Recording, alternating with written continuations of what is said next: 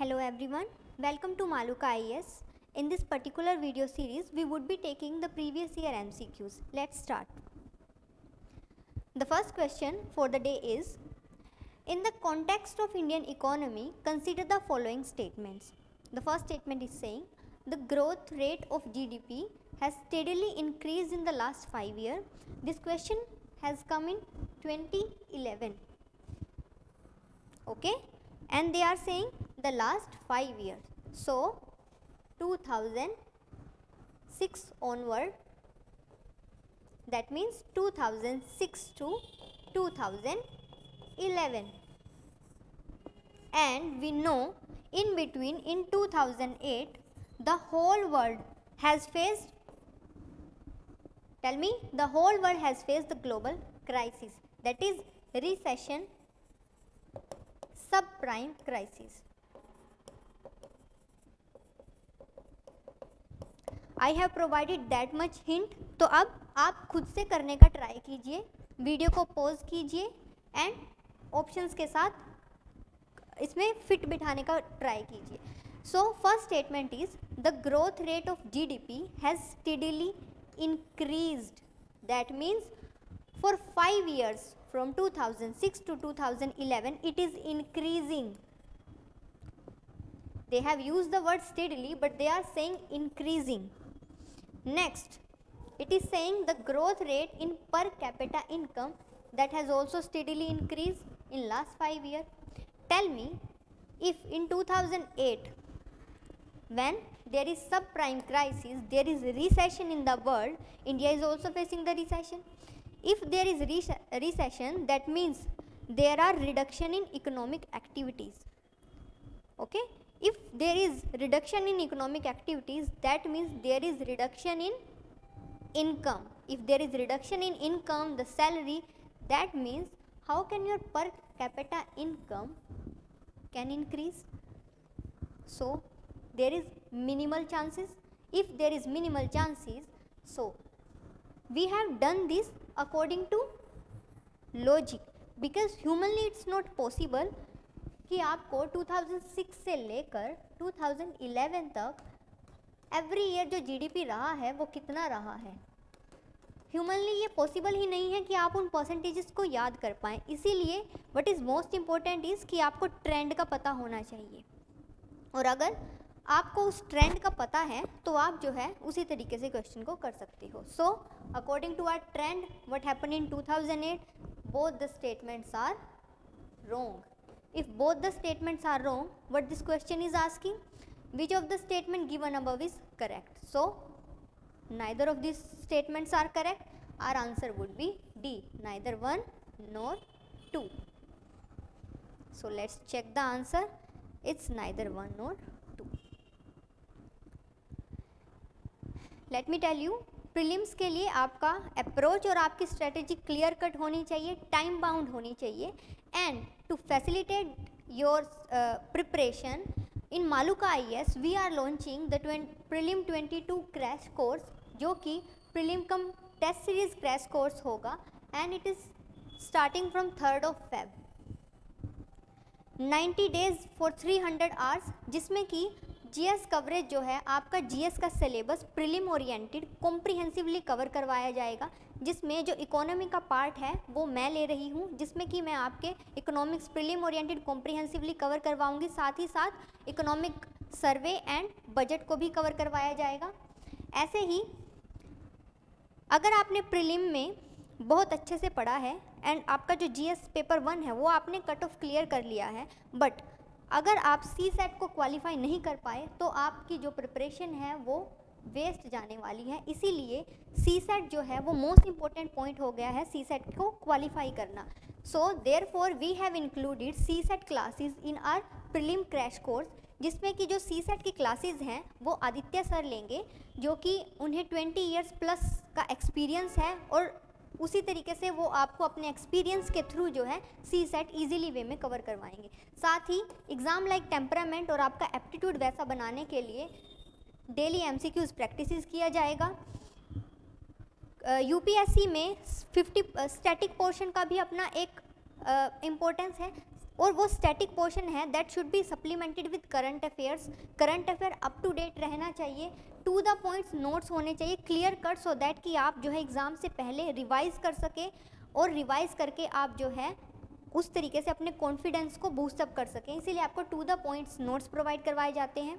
इसके बाद भी अगर आपको किसी तरह का डाउट हो जाता है, आपको कोई प्रॉब्लम आती है, तो आपको पर्सनल मेंटोरशिप प्रोवाइड करवाई जाएगी। एक्सपीरियंस टीचर्स जो हैं वो जो भी आपको लाइक इकोनॉमिक्स के लिए मैं हूँ तो वैसे ही आपको अदर सब्जेक्ट्स के लिए एक्सपीरियंस टीचर्स हैं मालूका आईएएस में, और वो आपको जो है पर्सनल लेवल पर मेंटोरशिप 1-to-1 मेंटोरशिप प्रोवाइड करवाएंगे। साथ ही साथ जो है आपको एग्ज़ाम के लिए बिल्कुल ही तैयार करने के लिए आपको प्रीलिम्स की मॉक टेस्ट सीरीज़ प्रोवाइड करवाई जाएंगी। सो ये सब कुछ इंक्लूडेड होगा इस क्रैश कोर्स में, जो कि 3 फ़रवरी से शुरू हो रहा है, तो जल्दी से इनरोल कर लीजिए अगर आप अपनी प्रिपरेशन को नेक्स्ट लेवल पर लेकर जाना चाहते हैं। इसके साथ ही जीएस फाउंडेशन बैच शुरू कर रहे हैं हम फॉर 23 एंड 24 के लिए, जिसमें मोस्ट इम्पॉर्टेंट थिंग कि आपका जो प्रीलिम है वो गारंटीड होगा। प्रीलिम गारंटीड होगा, दैट मीन्स कि अगर आपका प्रीलिम क्लियर नहीं हुआ तो आपके पैसे वापस कर दिए जाएंगे। साथ ही साथ अश्योर्ड मेंस में अगर 80% of the questions in mains हमारे मटेरियल से नहीं आते हैं तो आपके जो है पैसे वापस कर दिए जाएंगे। ये अश्योरेंस जो है आपको प्रोवाइड करवाया जा रहा है फ्रॉम मालूका आईएएस। साथ ही साथ जो है 1-to-1 मेंटोरशिप पर्सनल गाइडेंस दी जाएगी एक्सपीरियंस टीचर्स के थ्रू। एनसीईआरटी जो है it is the base of the UPSC preparation, that's why NCERT classes दी जाएगी आपको। साथ ही साथ जो है एनसीईआरटी साइनोप्सिस प्रोवाइड करवाए जाएंगे, जिसमें कि 92 बुक्स को जो है कॉम्प्रीहेंसिव उनको पढ़ के उसके बाद जो है उनका to the points comprehensively cover करके टू द पॉइंट्स नोट्स दिए गए हैं और उनको साइनोप्सिस के फॉर्म में कंपाइल किया गया है।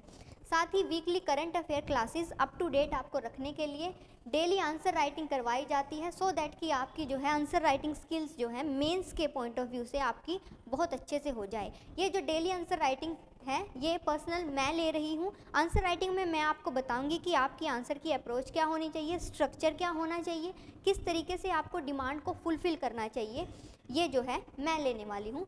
साथ ही साथ जो है डेली प्रीलिम प्रैक्टिस क्वेश्चन किए जाएंगे। ये डिफरेंट सब्जेक्ट्स के टीचर डिफरेंट जो है आपको प्रीलिम के एमसीक्यूज़ जो है प्रैक्टिस करवाएंगे। जैसे इकोनॉमिक्स के लिए मैं करवा रही हूँ, आपको स्टडी मटेरियल प्रोवाइड करवाया जाएगा, तो आपको एक ही जगह पर ये पता चल जाएगा कि आपको किस तरीके से किसी सब्जेक्ट को कवर करना है। आपको इधर उधर से 1000 तरीके के स्टडी मटेरियल जो है इकट्ठा करने की ज़रूरत नहीं पड़ेगी। साथ ही आपको revision classes, because revision is the key, और वही हमारे जो मालूका आईएएस इंस्टीट्यूट है उसका एक फाउंडेशन भी है कि आपको रिवीजन करवाई जाती है time to time, so that कि आप इजीली रिकॉल कर पाएँ। जितना ज़्यादा आपका रिवीजन होगा उतना ही आपको कॉन्फिडेंस होगा। सो आपको इनरोल करना चाहिए जीएस फाउंडेशन कोर्स में, जो कि शुरू हो रहा है फ्रॉम 3 जनवरी एंड 10 जनवरी। सो ये Hindi medium and English medium का कोई बार नहीं रहेगा। इंग्लिश मीडियम या हिंदी मीडियम दोनों ही मीडियम में कर सकते हो आप, और ये 3 जनवरी एंड 10 जनवरी से शुरू हो रहा है, तो जल्दी से आप इनरोल कर लीजिए। सो हम आ जाते हैं अपने नेक्स्ट क्वेश्चन पर। Okay, so in India which of the following have the highest share in the disbursement of credit to agriculture and allied activities? Agriculture and allied activities, they are saying highest share. We cannot know like that कि highest share किसका होगा, so हम क्या करेंगे, we would try to fit a logic। अब वो logic कैसे होगा? देखिए, बैंकिंग सिस्टम में सबसे ज़्यादा शेयर किसका है? सबसे ज़्यादा शेयर है कॉमर्शियल बैंक्स का। उनका शेयर ज़्यादा क्यों है? क्योंकि उनका नंबर ज़्यादा है। जब उनका कमर्शियल बैंक्स का नंबर ज़्यादा है, दैट मीन्स उनका शेयर ज़्यादा होगा। जब उनका शेयर ज़्यादा है तो ओवरऑल जो भी फाइनेंस प्रोवाइड करवा रहे हैं इधर फॉर एग्रीकल्चर और अलाइड एक्टिविटी, वो भी ज़्यादा होने वाला है। देखिए, cooperative banks, regional rural bank and micro finance institutions जो हैं, as the name suggest they are providing micro finance, तो इनका नंबर भी कम होगा और इनका एरिया ऑफ वर्किंग अमाउंट जो ये लोन का प्रोवाइड करवा रहे हैं वो भी कम होगा, तो लॉजिक से हमने इन्हें हटा दिया। रीजनल रूरल बैंक जो हैं ये स्मॉल लेवल पर बनाए जाते हैं रीजनल प्रॉब्लम को सॉल्व करने के लिए, एक तरीके से फाइनेंशियल इंक्लूजन के लिए। इनके पास इतना फंड ये देते होंगे, पर क्या वो इतना होगा कि हाईएस्ट शेयर होगा? नहीं। सो ये भी एलिमिनेटेड। कोऑपरेटिव बैंक, ये तो हो ही नहीं सकता। वाई? बिकॉज कोऑपरेटिव बैंक जो है वो किस प्रिंसिपल पर उनका फाउंडेशन होता है। जो कोऑपरेटिव बैंक्स होते हैं उनका फाउंडेशन इस प्रिंसिपल पर होता है कि 20% जो है सेम इंटरेस्ट के वो मिलते हैं, अपना फंड लगाते हैं और प्रॉफिट अर्न करने के लिए वो अपने पर्सनल फंड को जो है लैंड करते हैं। कोऑपरेटिव बैंक में they have a purpose of earning. So अगर वो एग्रीकल्चर पर्पस के लिए दे रहे हैं तो there is minimal chance of earning. So ये भी परसेंटेज होगा, वो फंड प्रोवाइड करवाएंगे बट वो हाईएस्ट शेयर नहीं होगा। हाईएस्ट शेयर नहीं होगा। कोऑपरेटिव बैंक भी फंड प्रोवाइड करवाएंगे। So we left with this option, this is a commercial bank. So ये हो जाता है हमारा आंसर। तो हमें नहीं पता था बट हमने लॉजिक से ट्राई किया एंड हम जो है सही आंसर तक पहुंच गए। That is a commercial bank. अभी इसका शेयर देख लेते हैं।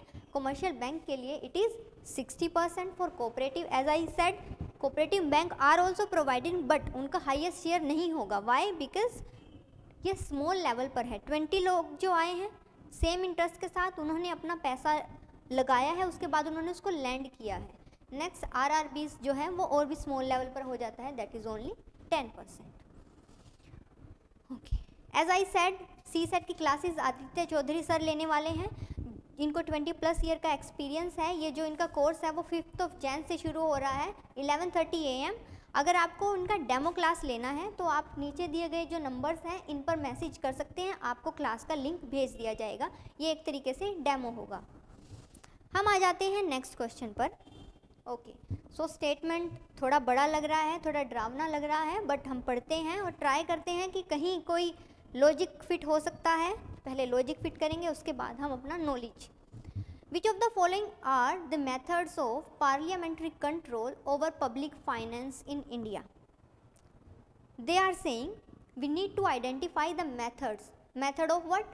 Parliamentary control over what? Public finance.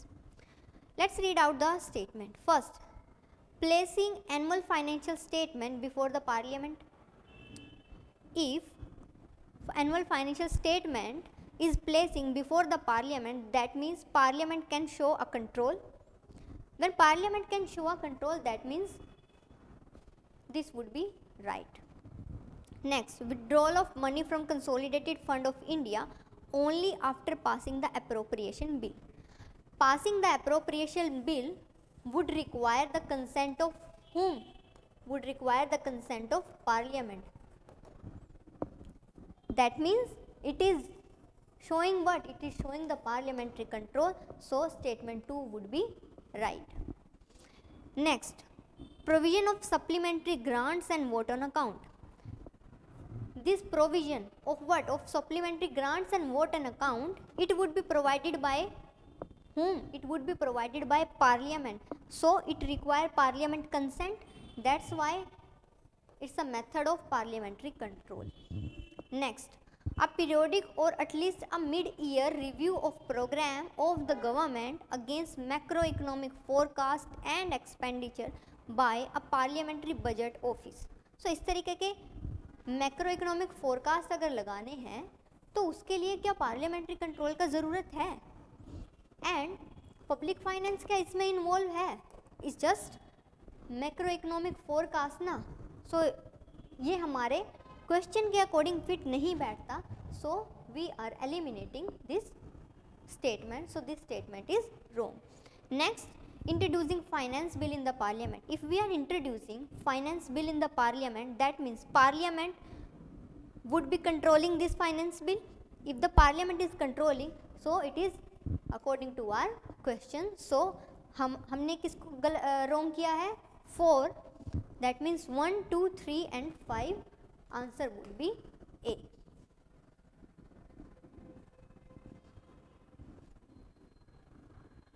So answer would be A, 1, 2, 3 and 5. So हमारा प्रीलिम का क्रैश कोर्स आ रहा है फ्रॉम 3 Feb 2022 से 90 डेज़ के 300 आवर्स के लिए होगा। Clear cut time bound strategy से आपको जीएस कॉम्प्रिहेंसिव कवर करवाया जाएगा। सी सेट की क्लासेस दी जाएंगी, डेली एमसीक्यू प्रैक्टिस होगा, current affair to the point करवाया जाएगा, पर्सनल 1-to-1 मेंटोरशिप दी जाएगी एंड मॉक टेस्ट सीरीज जो है, so that you would be tested your self in the exam like conditions. तो एग्ज़ाम लाइक कंडीशन में जब आप टेस्ट करेंगे खुद को, तो आप जो है एग्ज़ाम के प्रेशर को हैंडल कर पाओगे एग्ज़ाम डे वाले, ठीक है। नेक्स्ट आ जाता है Reserve Bank of India, it act as a banker of the bank, this would imply which of the following. It is saying other bank retain their deposits with the RBI. If it is the banker of the bank, that means other bank they will retain. Retain means they will park their deposits with the RBI. They have to park their deposit with the RBI. Why? CRR, cash reserve ratio, जहाँ पर जो banks हैं उन्हें अपना deposits का कुछ percentage RBI के पास रखना पड़ता है। So first statement is right. Next, the RBI lends fund to the commercial bank in the times of need. RBI lends fund to the commercial bank in the time of need. Marginal standing facility, yes. Under marginal standing facility what RBI does is, अगर किसी भी bank को उनकी liquidity position बनाने के लिए overnight fund का ज़रूरत होता है फॉर 14 डेज़, उसका टाइम लिमिट रहता है 0 to 14 डेज़। सो अगर ज़रूरत होता है तो आरबीआई प्रोवाइड करता है to whom commercial bank, that means this statement is right. Next, the RBI advises the commercial bank on monetary matters, it's just a general statement because RBI is a banker of the bank, so if there is head of the family, that head of the family will provide advices to other family members, right? If I am right, then RBI is like head of the family of whom? Banks. So therefore RBI would providing advices to the commercial banks. So this statement is also right. So all the statements are right, so our answer would be D, 1, 2 and 3.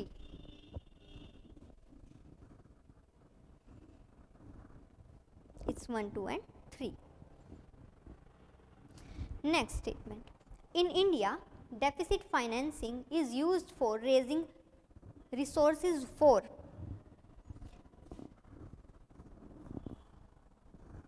options पर जाने से पहले we need to know what is deficit financing. We need to know what is deficit financing. So what happens, as a name suggests, you are financing of what? Deficit. आपको deficit हुआ है और उस deficit को कर्ब करने के लिए या उसको टैकल करने के लिए आप उसका फाइनेंसिंग कर रहे हो। डेफिसिट मीन्स आपको किसी तरीके का लॉस हो रहा है। लॉस सिचुएशन कब होगी? When your expenditures are greater than your income और your revenue. Okay, deficit financing word से हम एसोसिएशन निकालेंगे। We are financing the deficit. If we are financing the deficit, that means we are financing that loss.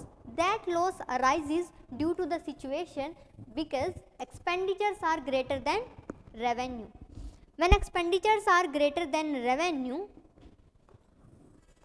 that means what is the main cause of this deficit financing? The main cause of this deficit financing is the rising expenditure.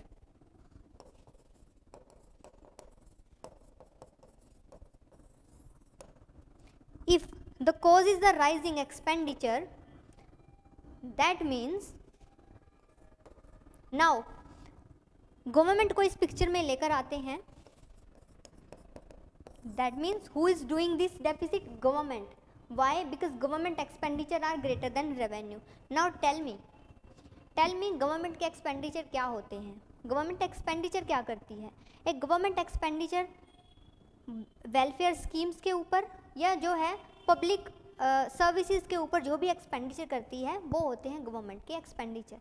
That means government expenditure करती है किस लिए? Economical development बनाने के लिए, welfare करने के लिए। जो वेलफेयर होगा उससे क्या होगा? इकोनॉमी डेवलप होगा। सो what this question is asking, in India deficit financing is used for raising resources for what? For economic development. Expenditure ज़्यादा हो रहे थे रेवेन्यू से, एक्सपेंडिचर वो किसके ज़्यादा थे? गवर्नमेंट के। गवर्नमेंट एक्सपेंडिचर करती क्यों है? क्योंकि उन्हें इकोनॉमिकल डेवलपमेंट करना है।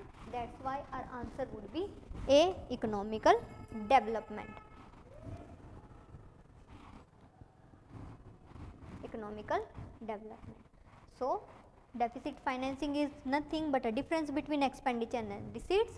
और वो एक्सपेंडिचर हम गवर्नमेंट क्यों कर रही है? बिकॉज गवर्नमेंट अपनी अर्निंग से ज़्यादा एक्सपेंडिचर कर रही है, इसीलिए वो डेफिसिट फाइनेंसिंग हो रहा है।